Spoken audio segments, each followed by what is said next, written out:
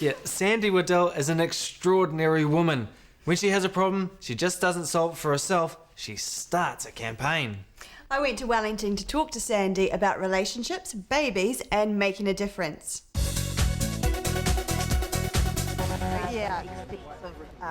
Wellington's hard to beat on a sunny day, and Sandie Waddell reckons everybody should be able to enjoy the beach.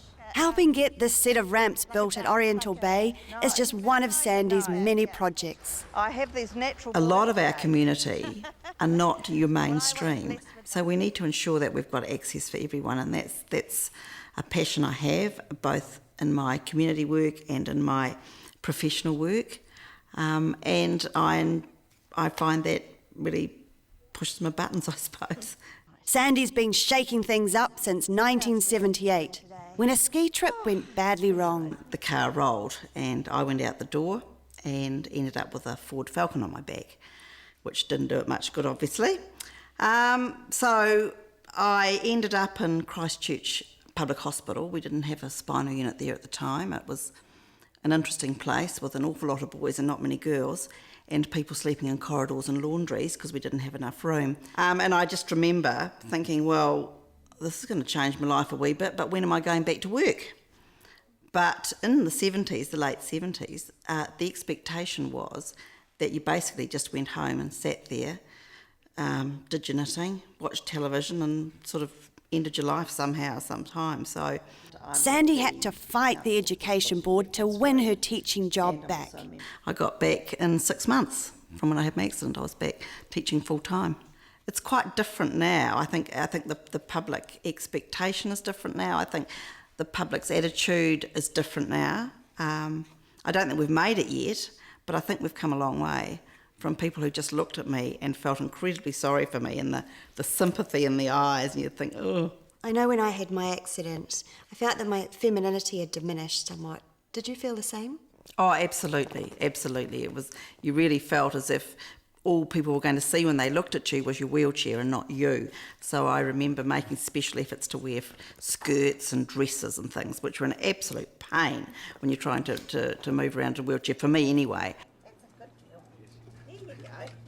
When Sandie met Brian, she knew he was the guy for her.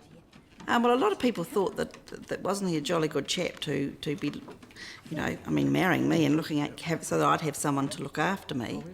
And a lot of people really felt that wasn't he doing me a really good turn. But fortunately, he didn't feel like that. One thing I thought that would be really difficult after I had my spinal cord injury was becoming a mum. How did you tackle that? There were an awful lot of people who were very surprised and sort of thought, oh, I didn't know you could do that, or didn't know you did that. They used to look in the pram and just make sure that I didn't have a Martian, that I actually had a real baby and that it was all right. And I think some people thought that the baby had been in a wheelchair as well. Sandie couldn't find any relevant books to help her through pregnancy and childbirth. So she wrote one herself. Great, I've been looking forward to seeing this. So what prompted you to write the book? Well, mainly because there was absolutely nothing that wasn't written from a sort of scary clinical perspective, and I wanted to do something that would be useful for people like you, if you like, and anyone else too. Just looking at the tone of it, it looks quite sort of casual and not at all sort of medical. Well, I certainly wanted to make it easy to read and something that was going to be useful, and also something for able-bodied people to also read and just understand some of the issues that women with disabilities have having children. While raising her 2 boys, Sandie simply focused on what she could do for them. At the end of the day, it's not physically what you do for children. It's actually, for me, it's the emotional, and it's the emotional work you do with kids, I think, that is what's more important than if you can physically change their nappy or whatever. So this is Crispin, the eldest, yeah. And Oliver's the youngest. Little baby. Very cute boys. They were. But life was full of more than mothering.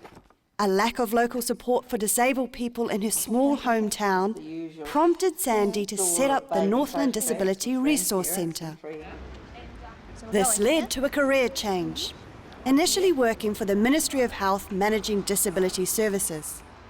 Now she works at ACC, improving access for disabled clients and staff. Hi, Tracy.